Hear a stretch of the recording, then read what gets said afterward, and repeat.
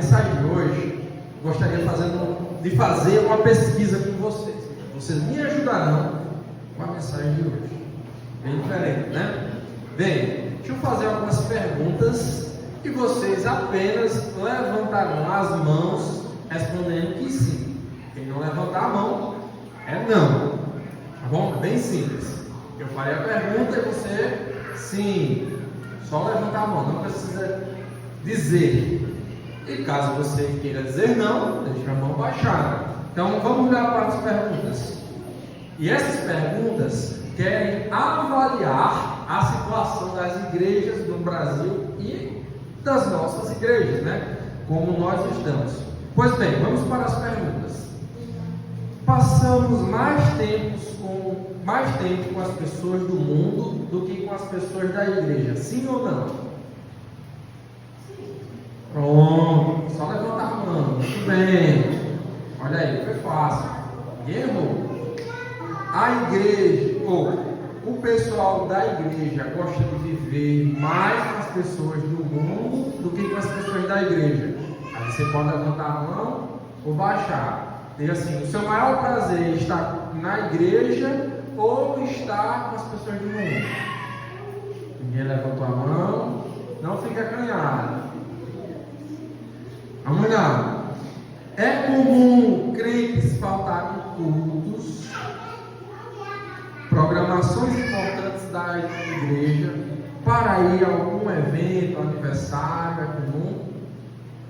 Sim ou não? Levanta a mão. Pronto. Outra pergunta. Gastamos mais dinheiro com os irmãos da igreja ou com as pessoas do mundo? Aí eu vou mudar a pergunta, fiz errado. Gastamos mais dinheiro com os irmãos da igreja? Não. Isso é no geral ou é individual? É geral. É geral, você tem que pensar geral. Vou perguntar novamente. Gastamos mais dinheiro com as pessoas da igreja do que com as pessoas do mundo. É uma afirmação. Gastamos mais dinheiro com as pessoas da igreja do que com as pessoas do mundo. Sim ou não? Pronto. Aqui foi perguntas mais gerais. Agora deixa eu ir para perguntas mais pontuais. Importância. É mais importante termos boas aparências, prédios grandes, eventos pomposos, do que ter uma comunhão verdadeira. Sim ou não?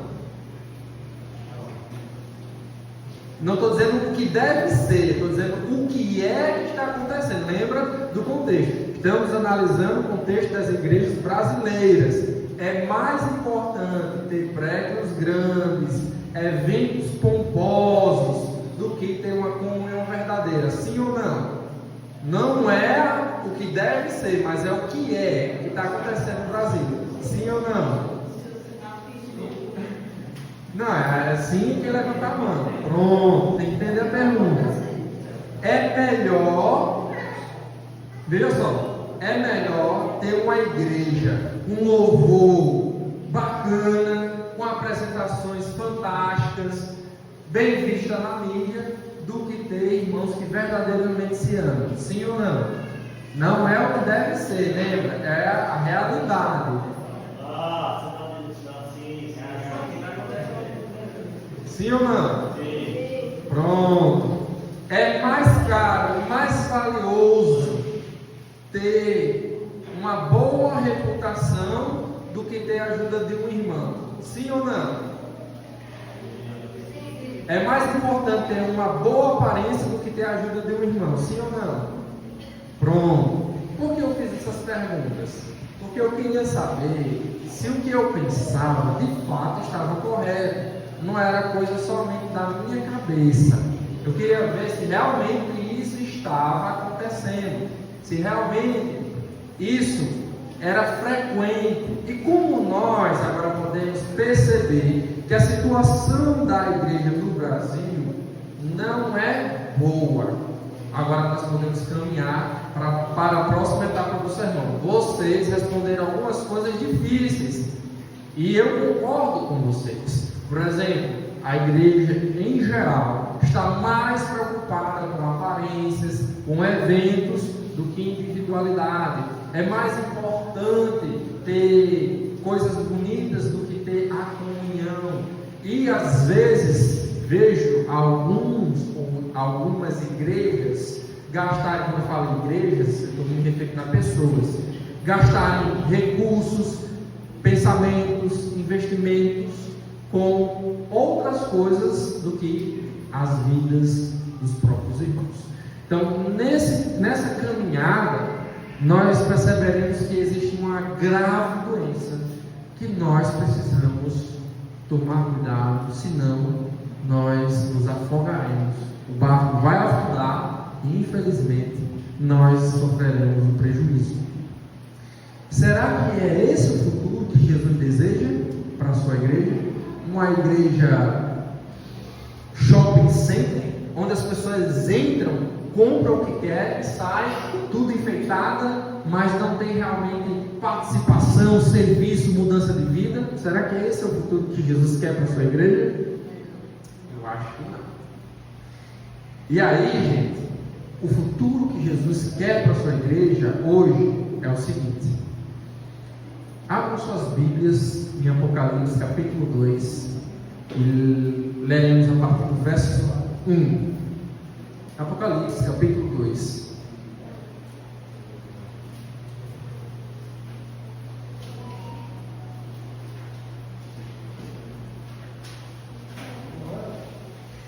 Apocalipse capítulo 2, a partir do verso 1.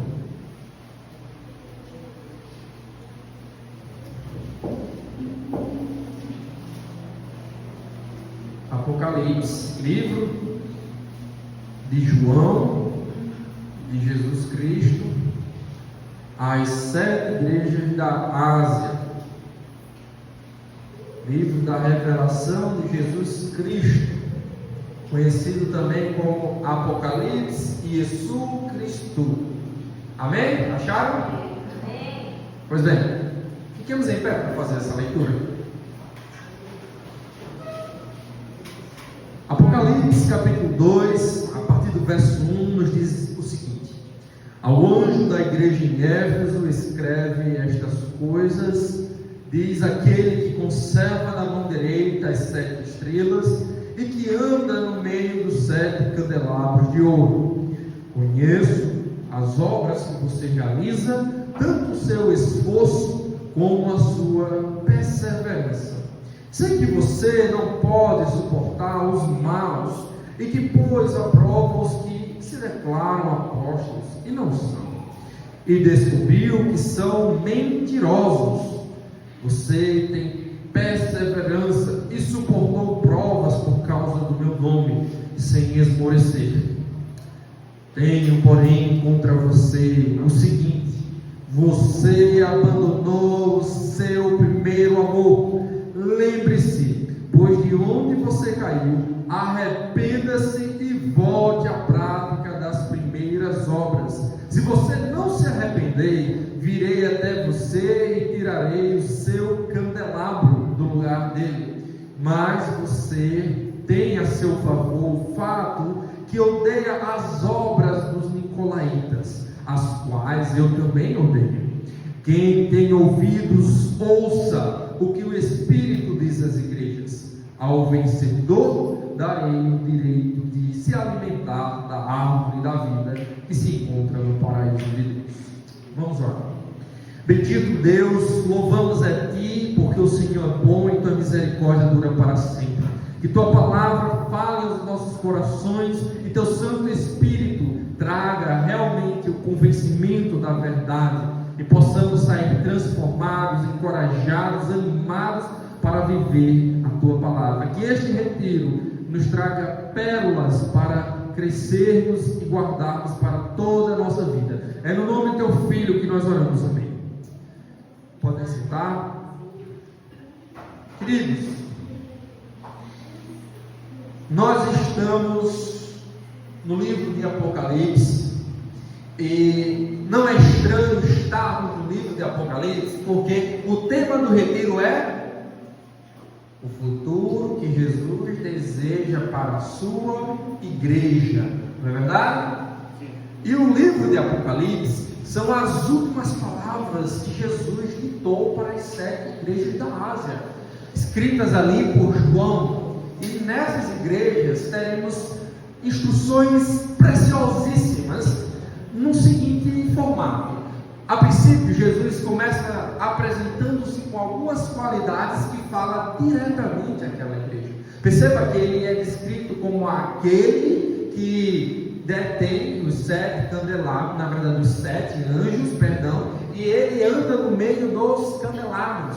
Anteriormente, no capítulo 1, o próprio Jesus Cristo disse que esses candelabros eram as 7 igrejas e que no caso, esses anjos aí são os anjos das respectivas igrejas. Pois bem, voltando aqui, este Jesus, na verdade, as estrelas, eu já adiantei, né? As estrelas são os anjos. Pois bem, esse Jesus, ele está dizendo essas qualidades para tocar diretamente nas necessidades que essa igreja tem.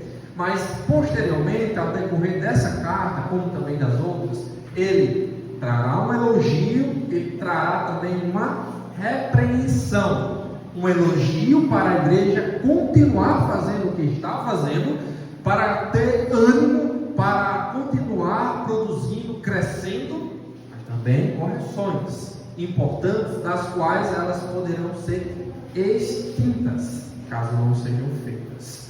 E por fim, Jesus finaliza todas essas cartas com promessas essas que encorajarão as igrejas a fazer as orientações de Jesus.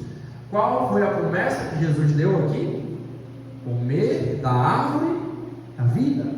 Então aquele que for fiel a Jesus comerá da árvore da vida que está no jardim, que está no paraíso.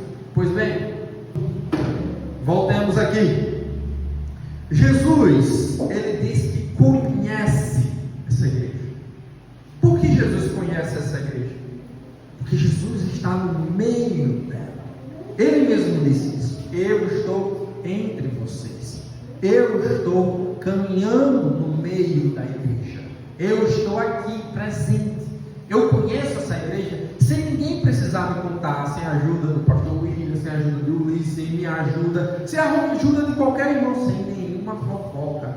Jesus conhece essa igreja na palma da mão dele, melhor do que a própria igreja.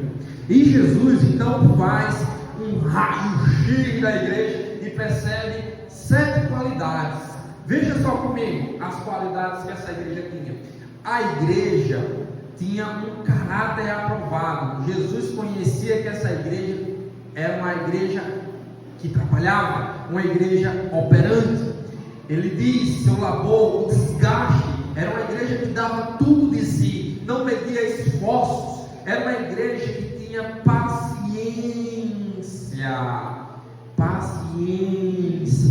possivelmente uma igreja que entendia que o tempo de Deus não era o seu tempo e que estava pacientemente no aguardo da volta de Jesus.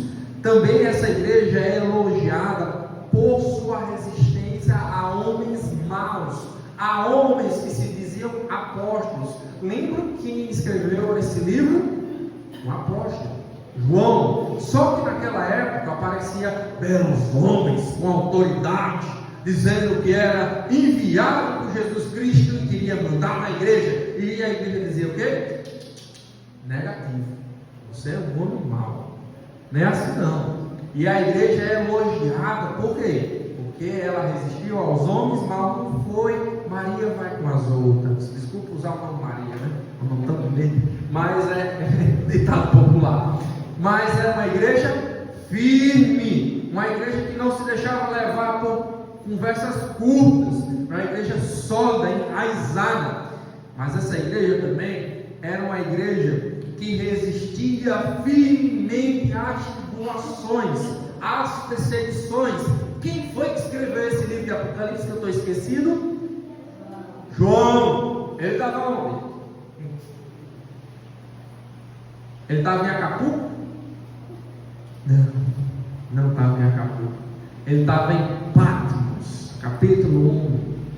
Eu, João, preso na ilha de Patmos, recebi a revelação de Jesus Cristo. Eu vi a Jesus Cristo. Sabe que ilha é essa?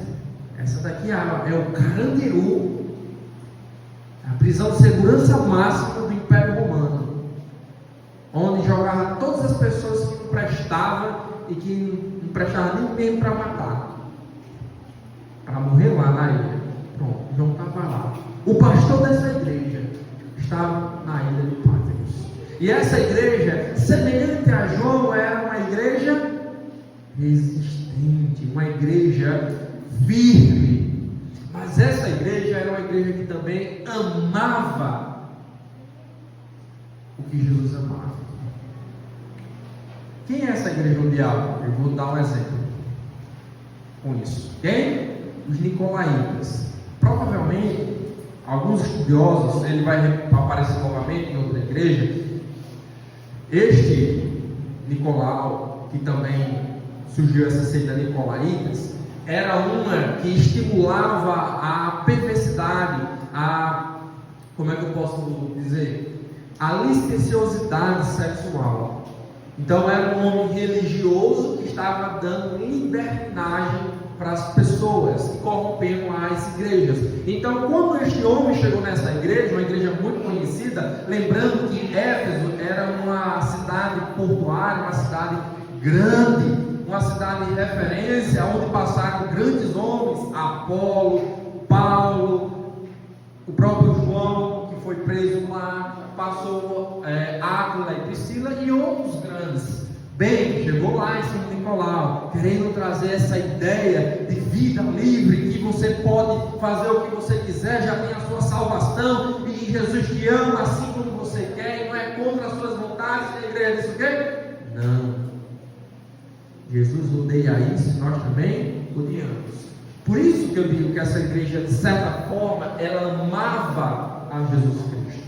Era uma igreja que preservava o ensino, e ela foi elogiada por Jesus Cristo devido a isso. Então, deixa eu dar um exemplo diferente.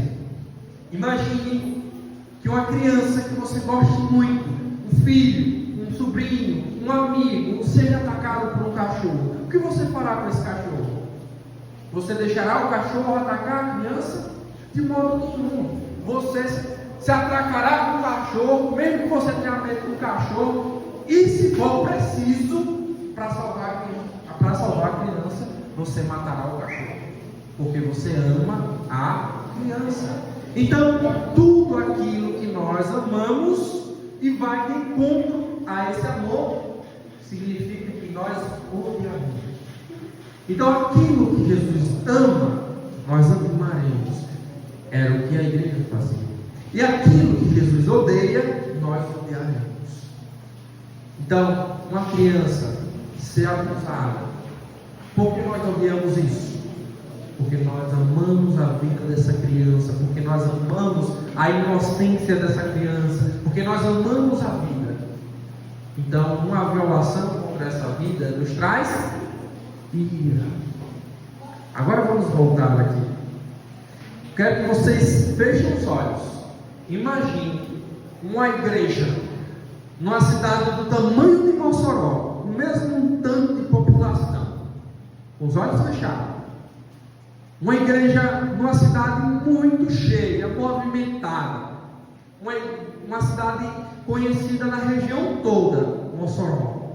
Uma cidade não somente conhecida, mas mística, tal qual como a Bahia. Uma cidade onde havia muitos mágicos, muitos feiticeiros, muitos bruxos, muita possessão demoníaca. Uma cidade onde você encontraria com facilidade poderes malignos. Mas essa cidade não também, longe de ser grande, longe de ser mística, ela também era uma cidade muito pervertida, como o carnaval no Rio de Janeiro. Então imagine uma cidade grande, uma cidade mística, mas uma cidade imoral. Uma cidade onde as pessoas não têm pudor, uma cidade onde você se teria constrangido. no meio dessa cidade, existe uma igreja forte, uma igreja elogiada por Jesus Cristo, uma igreja que tem resistido a todos os males, a todos os temporais, sendo firme. A igreja de Éfeso. Pode abrir os olhos. Essa é a igreja de Éfeso. Porém, com toda a sua força, com toda a sua opulência, existe um problema. Eu tenho contra você que você deixou o seu primeiro amor. Mas Jesus, não importa tudo que a igreja está fazendo, olha aqui, toda a resistência, toda a luz que ela está emanando para a cidade, mas você deixou o primeiro amor. Se você não voltar ao primeiro amor, eu vou mover você no canto, vou fechar a porta da igreja. É grave, né? Muito grave. Mas o que é esse primeiro amor? É aquele fogo que você tem quando se converte, quer servir em tudo, quer sair evangelizando o mundo todo, mandando todo mundo para o inferno, querendo tirar ele de lá. A fé de fogo é que você quer servir, querer cantar, mesmo que seja desafinado, é isso? Eu creio que não. Eu acho que não é isso. E para entender esse primeiro amor, eu li a primeira carta de João. Quem foi o escritor desse livro? Apocalipse? João. E ele escreveu outros livros, o Evangelho de João, 1ª, 2ª João. Então eu fui ler lá, e olha os versículos que eu encontrei. Não precisam abrir lá, eu lerei para vocês. 1 João diz assim: aquele que diz está na luz e odeia seu irmão, até agora está nas trevas. Não tem como você amar a Deus e odiar seu irmão, porque Deus ama o irmão. Lembra? Você tem que amar o que Deus ama. Deixa eu ler outro. Aquele que ama seu irmão permanece na luz, e nele não há nenhum tropeço, porque a mensagem que ouviste desde o princípio é esta: que nos amemos uns aos outros, não segundo Caim, que era do maligno e assassinou seu irmão. Deixa eu ler outro. Não sabemos que já passamos da morte para a vida, porque amamos os irmãos. Aquele que não ama permanece na morte. Versículo 17. Ora, aquele que possui recursos deste mundo e viu o seu irmão padecer necessidade e fechar-lhe o coração, como pode permanecer nele o amor de Deus? Outro, filhinhos, no mesmo livro, não amemos de palavra, nem de língua, mas de fato e de verdade. Amados, amemos-nos uns aos outros, porque o amor procede de Deus, e todo aquele que ama é nascido de Deus e conhece a Deus. Outro versículo: aquele que não ama não conhece a Deus, pois Deus é amor. Amados, se Deus de tal maneira nos amou, devemos nós também amar uns aos outros. Nós amamos porque Ele nos amou primeiro. Se alguém disser amo a Deus e odiar seu irmão, é mentiroso, pois aquele que não ama a seu irmão, a quem vê, não pode amar a Deus a quem não vê. Qual é o primeiro amor? O primeiro amor é uma reação. É uma reação ao amor de Deus, amando ao irmão. Esse é o primeiro amor que eu creio ser. O primeiro amor é o amor qual nós ficamos tão cheios do amor de Deus que passamos a amar ao irmão. Se nós não amamos o irmão que nós não vemos, não temos como amar a Deus. Foi João que disse isso, o mesmo escritor. Então, qual era o problema dessa igreja? Uma igreja sólida, uma igreja conhecedora da palavra de Deus, uma igreja firme, uma igreja casca grossa, podia bater nela, ela não arregava, mas uma igreja fria, uma igreja que olhava com desdém para os irmãos, uma igreja que se negava a ajudar os da própria casa, uma igreja que se importava mais com o evento com a estrutura do que com as pessoas dentro dela. Essa era a igreja de Éfeso, uma igreja fundada e com conhecimento de homens inigualáveis, que eu já citei aqui, mas uma igreja que não tinha comunhão. Sabe qual é o futuro que Jesus quer para a nossa igreja? O futuro que Jesus quer para a nossa igreja não tem. Ame a verdade e ame a comunidade, porque esse é o futuro que Jesus quer. Ah, mas eu amo a Deus. Eu amo a Deus tudo do meu coração. Tudo para mim é de Deus. Mas não suporto ver pastor ir. Não pode ter isso não.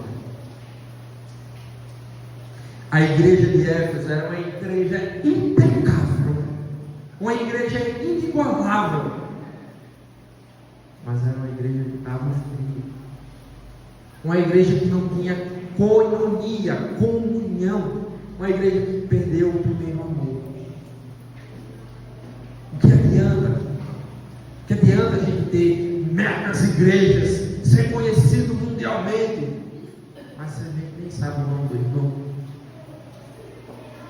Então, olha a gravidade do que Jesus tem com aquela igreja. Mas se nós queremos ser a igreja, o futuro que Jesus quer mesmo para nós, precisamos amar a verdade e amar a comunidade. A comunidade, igreja, falam, certo? Bem,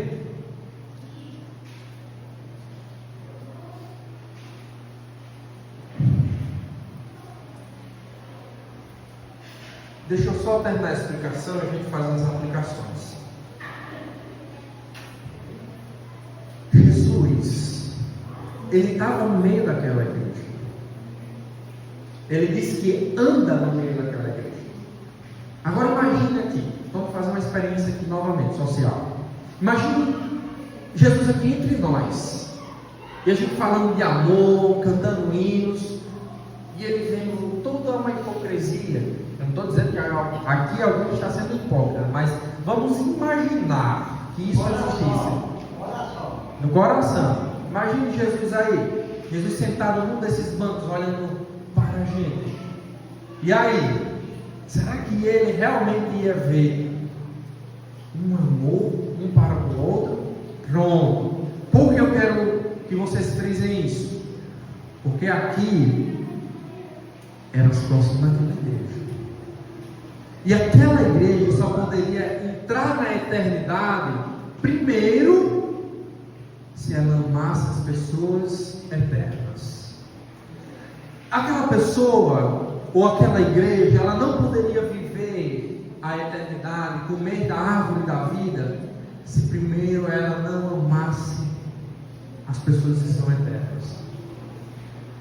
Como nós queremos passar a eternidade com Deus, se nós não queremos passar um dia sequer com as pessoas que são de Deus? Era essa a situação daquela igreja. Então, a promessa de comer da árvore da vida motiva essas igrejas a ter comunhão, porque uma coisa está conectada com a outra. Agora pense comigo, a igreja não é shopping.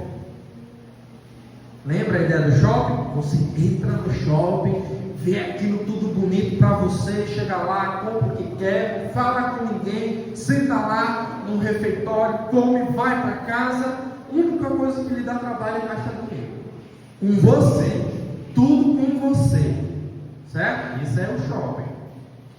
A igreja não é shopping. A igreja não é um canto que você entra para comprar as coisas, para você ser servido. Pelo contrário, a igreja é um canto para você servir, se preocupar com a vida do outro, para você se relacionar, para você realmente viver a vida cristã. Não tem como a gente estar aqui só batendo ponto. Não tem como a gente sentar aqui nessa cadeira e ir embora. Não, Jesus ele quer realmente repetir esse mesmo elogio. Imagine Jesus trazendo esse elogio. Eu conheço o teu trabalho, meu irmão. Eu sei o quanto você se desgasta pela obra. Imagine aí, Então, se você é aquele crente que pensou assim: rapaz, esse ano eu não vou fazer nada na igreja, pode tirar o teu cavalo da chuva, viu? Porque igreja não é canto de preguiçoso. E eu digo preguiçoso aqui. Jesus elogia aquele que trabalha para ele. E aquilo que Jesus ama, nós também amamos. Jesus quer todo mundo trabalhando na sua verdade. Todo mundo. Não é só o pastor William, não é só a irmã Sarita, é todo mundo. Não é só um grupo, não é só o ministério do Louvor, é todo mundo. Existe um ditado do Buda não, do Gandhi, que ele diz assim: quem não vive para servir, não serve para viver. Entenderam a frase? Quem não vive para servir, não serve para viver. Em outras palavras, eu concordo com ele em certo aspecto, mas Jesus está dizendo o quê? Vocês foram salvos para servir. Esse é o futuro que eu quero para a igreja: serviço. Quando nós servimos, devemos buscar servir a Jesus. Não é a irmão tal ou a irmão B, não, é a Jesus. Jesus é o nosso alvo, Jesus é o nosso padrão. Então, se Jesus é o nosso padrão, logo não existirão aquelas frases: ah, sempre foi feito assim. Mas o padrão não é Jesus? Mas sempre foi feito assim. Não pode existir essa frase. O padrão é Jesus. Pode ter sido feito assim há um milênio, mas se está fora do padrão, a gente muda. Não é mudar por mudar. Aqui é o padrão. O serviço é a Jesus. Não é a tradição pela tradição. Se for assim, meu amigo, então Jesus fica de fora. Jesus vai olhar assim: pai, que serviço ruim é esse? Outra frase: porque eu não gosto de fazer assim. Mas o padrão é seu? Não, o padrão é de Jesus. Às vezes nós faremos coisas na igreja que nós não gostamos, mas temos que fazer, porque nós estamos servindo não a nossa vontade, mas a vontade de Deus. Amém, igreja? Então, como nós podemos manter o serviço a Jesus, sabendo de tantas provas? Você chega na igreja, aí critica, aí outro vem, pisa no seu carro, aí outro fecha a porta na sua cara. Como é que você mantém aquele gás, ano após ano, para servir no canto difícil? E quando você sai lá fora, o vizinho, o povo chamando você de besta. Em todo mundo para a igreja, investindo tudo da sua vida na igreja. E aí, como é que você mantém isso? Olha aqui, o elogio de Jesus. Deixa eu te contar uma história. Havia um cara muito famoso, um diretor de seminário, muito importante, cara super inteligente, doutor, conhecido internacionalmente. Ele era o diretor daquela faculdade, o seminário, na verdade. E aí a esposa dele teve Alzheimer, mal de Alzheimer. Os dois já eram idosos e não tinha ninguém para cuidar dela a não ser ele. Só que ele precisava estar 24 horas com ela. A não ser Deus, né? Aí o que aconteceu? Ele foi para casa, ele largou o carro dele, ele largou as matérias, e um dia, ele dando banho nela, ela teimando, não queria tomar banho, ele foi e bateu nela. Aí ela tomou banho, aí eles foram dormir, ele chorou o tempo todo. Aí no outro dia ela chegou, foi dar um abraço nele, ela nem lembrava o que ele fez com ela. Aí ele muito triste, aí foi com ela para uma formatura, e chegou umas alunas e disse assim: o senhor é o fulano de tal, que escreveu tantas coisas, que foi não sei o quê, o senhor é capacidade, porque o senhor saiu da faculdade, o senhor era para estar aqui, não sei o quê, o senhor é um gênio. E ele, tá bom, minha filha. E aquilo ali pesou mais. E aquela cena dele com a esposa não saia da cabeça, e ele pediu perdão a ela várias vezes, mas ela nem sabia pelo que ele estava pedindo perdão. A bichinha com Alzheimer. Aí ele voltou, né, para casa, no outro dia, foi dar uma volta com ela, pegou no braço dela. Aí o menino estava vendo ele passando. Aí ficou olhando. Quando ele estava assim, bem longe, aí o menino disse assim: tá aí, gostei. Aí ele ouviu de longe, né? Aí ele chegou em casa, deu um estralo na cabeça dele. Ele imaginou Deus sendo aquele menino. Tá aí, gostei. Ele não estava fazendo nada demais, estava cuidando da esposa dele, dando uma voltinha com a esposa dele. Ele não estava numa grande faculdade, ele não estava falando para uma multidão de pessoas, ele não estava ganhando um rio de dinheiro, ele estava só passeando com a esposa dele, que nem lembrava direito o nome dele. Mas o importante era o quê? Deus. Tá aí, gostei. Meu irmão, esse ano 2025, tu quer estimular a tua vida de serviço? Tu quer realmente estar no futuro que Deus quer para você? Olhe para o menino. Não olhe para a sua opinião, não olhe para a opinião dos outros, não se compare. Olhe para o menino, olhe para Jesus, olhe para o elogio de Jesus. Lembre-se, Jesus está no meio da sua igreja, Ele está nos vendo, Ele está ali convivendo conosco. Então lembre-se, é os elogios de Jesus que eu quero ouvir. Pode ser que ninguém dê valor no que nós façamos, mas Jesus dá. Isso é suficiente. Lembre-se, está aí, gostei.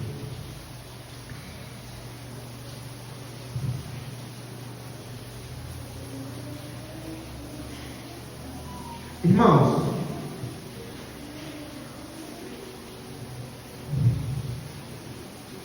deixa eu dar um canto onde vocês podem servir mais.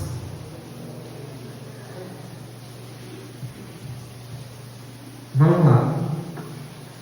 Aqui a maioria trabalha, graças a Deus, né? Você vai receber mais ou menos do que um colega seu. Se você fizer seu trabalho bem feito, vai receber mais ou menos. Vai receber a mesma coisa. Se fizer o trabalho bem feito, vai receber a mesma coisa. Tá bom? Só se você fizer hora extra, você pode receber mais. Mas se você fizer o trabalho, digamos assim, teu colega produziu 100 e você produziu 500 no mesmo expediente, vai mudar o quê? Nada. Seu salário mesmo, no final do mês vai ser a mesma coisa, não vai mudar nada. Aí ele me pergunta: por que você vai fazer 500, podendo fazer 100? A média não é 100? Por que você vai se gastar tanto, se dar tanto? Porque o padrão não é teu colega, nem o que você ganha. O padrão é Deus. Se Deus lhe deu capacidade de fazer 500, por que você vai fazer 100? Ah, você quer se amostrar? Quero não, irmão. Eu quero servir a Deus. Faça 500. Ah, mas eu trabalho secular. Você está servindo a Deus.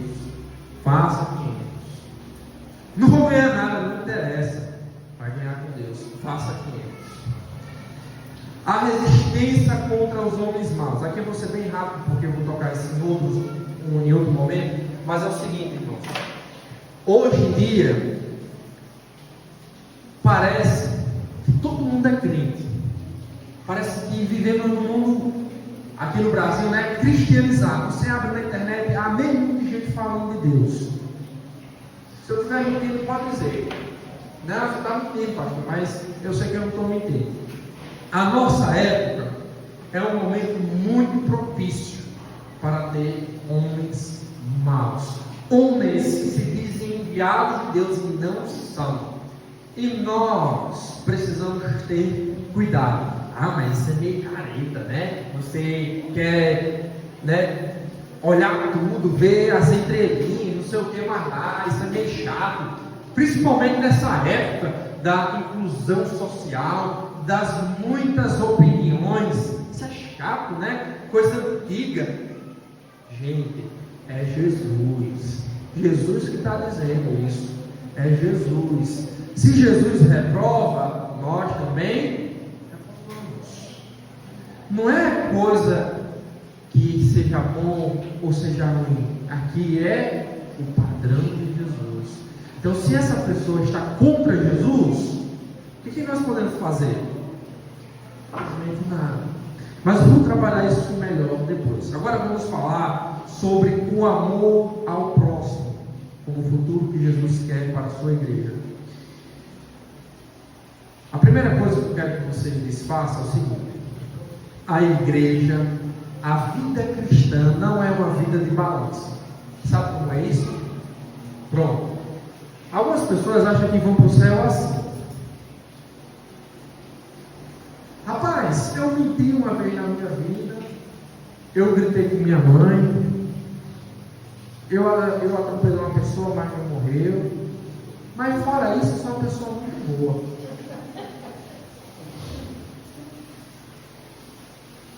Eu acho que Deus vai me aceitar. Até porque tem aquele maconheiro sem vergonha ali que não fez nada de bom na vida, teve tudo e estragou a vida toda. Aquele ali vai para o inferno. Eu sou melhor. Pronto, está errado isso.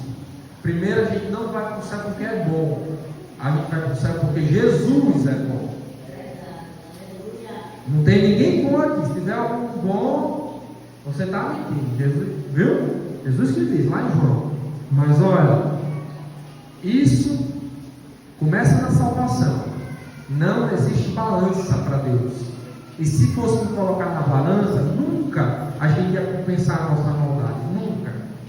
Mas Jesus que nos salva. E Deus olha para Jesus quando quer nos salvar. Agora a vida cristã, depois de salvo, também não é balança. Eu vou fazer umas milagres e depois eu compenso com as bombadas ali na igreja. Não é assim não. A vida cristã também não é assim não. Eu já fui tão bom, já está bom, tem que me aposentar. Crente não tira férias. A férias do crente é a glória.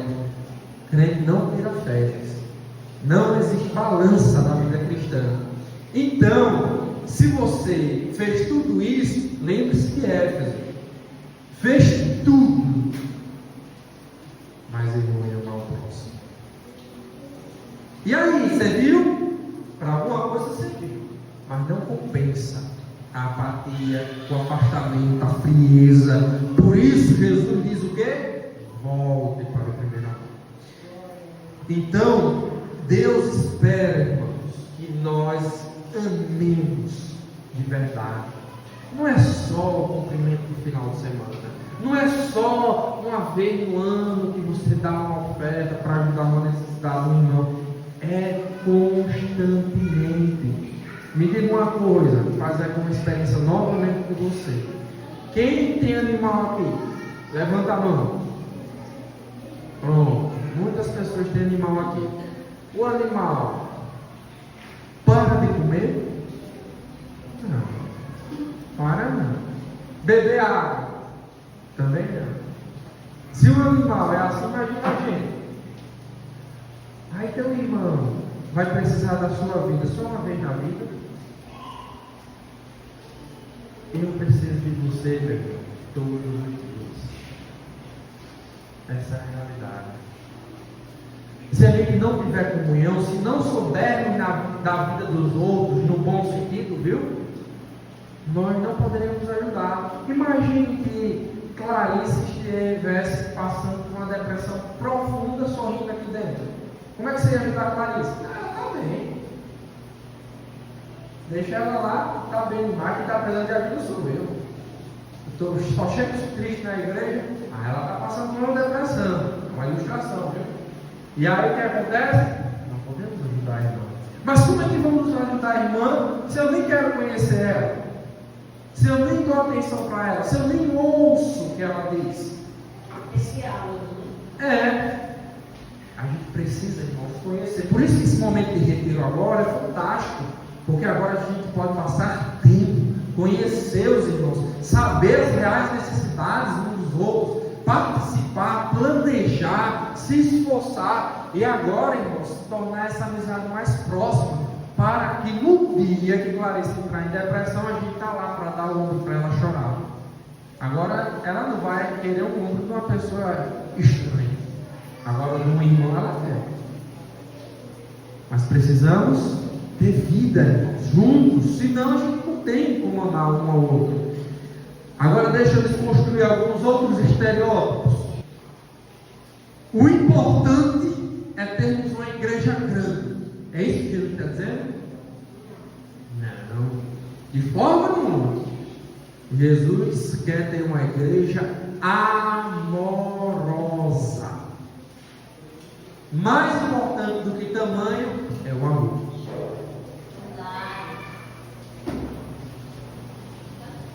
Irmão fulano de tal, não importa, só nos dá trabalho, deixa ele lá. É isso que Jesus quer? Mas aquele irmão já vai tarde, ele ali é uma peste. É isso que Jesus disse das pessoas? Não. Todo irmão é imprescindível. Lembre, Jesus deu a vida por você. Não existe irmão insignificante, não. Não existe irmão insignificante. Ou, eu não odeio Poliana. Eu só não gosto dela. Eu não sou obrigado a ter amizade com ela. Ela lá e eu cá. É assim que a gente tem igreja? É outra forma de eu dizer que eu odeio ela, sem usar a palavra odeio. Mas esse não é o futuro que Jesus quer. Eu odeio Poliana, tem que ser sincero. Vou lá com Poliana e a gente vai resolver isso. Com os homens é mais fácil, né? A gente leva com racha e sai todo mundo rachado. Mas quando o sexo é diferente, aí paciência. Mas tem que resolver. Igreja não é canto de divisão, é canto de amor.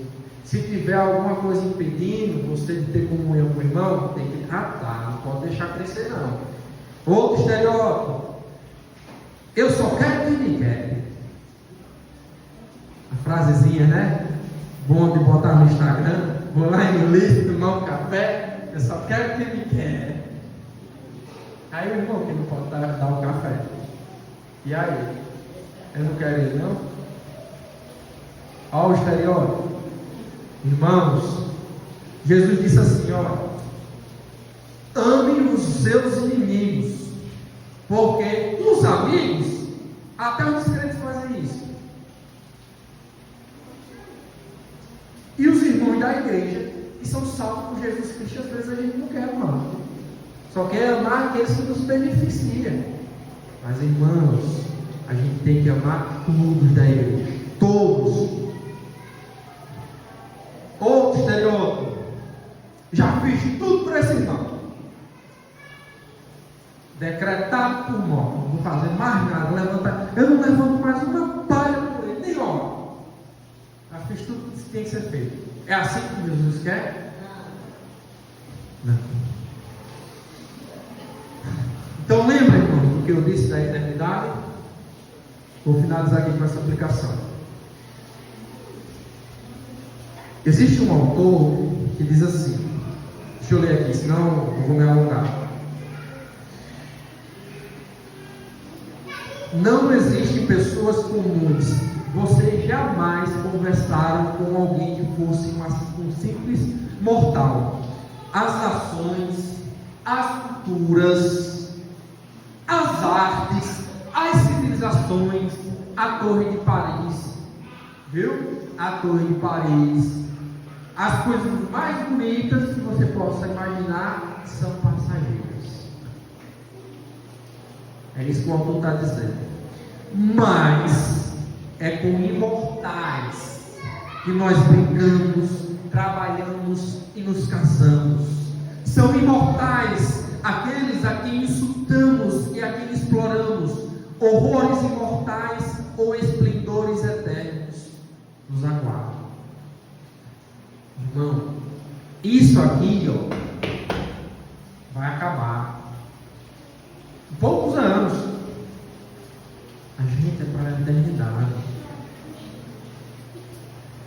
Mais importante são as pessoas do que as coisas, as pessoas do que as estruturas, as pessoas do que os eventos. São imortais, irmãos, que a gente se relaciona. Não existe ninguém insignificante, não. E muito menos uma pessoa que foi salva por Jesus Cristo. Muito menos. Se uma pessoa perdida, que precisa do Evangelho, criada por Deus, que tem uma alma eterna, que Deus, o céu se alegra quando ela se salva, quando ela é salva, é importante para ele não salva. Veja o que o descrente diz. Esse aqui é o Jean Paul Sartre. Coisa séria é viver numa sociedade com possíveis deuses e deusas. Isto é, lembrar-se de que a pessoa mais monótona e desinteressante em seu caminho pode um dia ser uma criatura que você sentiria fortemente tentada ou tentado a adorar caso encontrasse hoje ou um horror e uma corrupção que atualmente só existe, se é que existe nos seus piores pesadelos. Durante todo o dia nós estamos ajudando em determinado grau uns aos outros a alcançar um desses destinos. Não existem pessoas comuns. Você nunca conversou com um mero mortal. São imortais aqueles com quem brincamos. Aí aqui é a mesma frase do outro. Então, irmãos, o futuro que Jesus deseja para a nossa igreja é amor à verdade e principalmente amor na comunidade, porque são imortais aqueles que nós temos comunhão. Amém? Amém. Vamos orar. Senhor, louvamos ao Senhor porque teu amor dura para sempre, tu é misericordioso.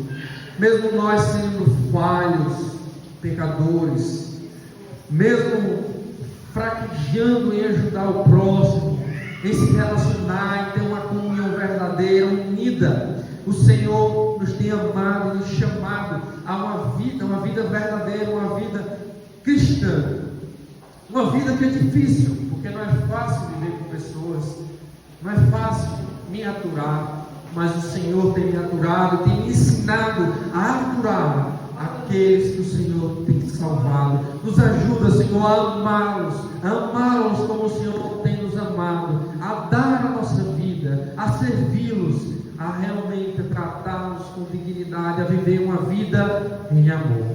É no nome do teu Filho que nós entregamos a tua igreja.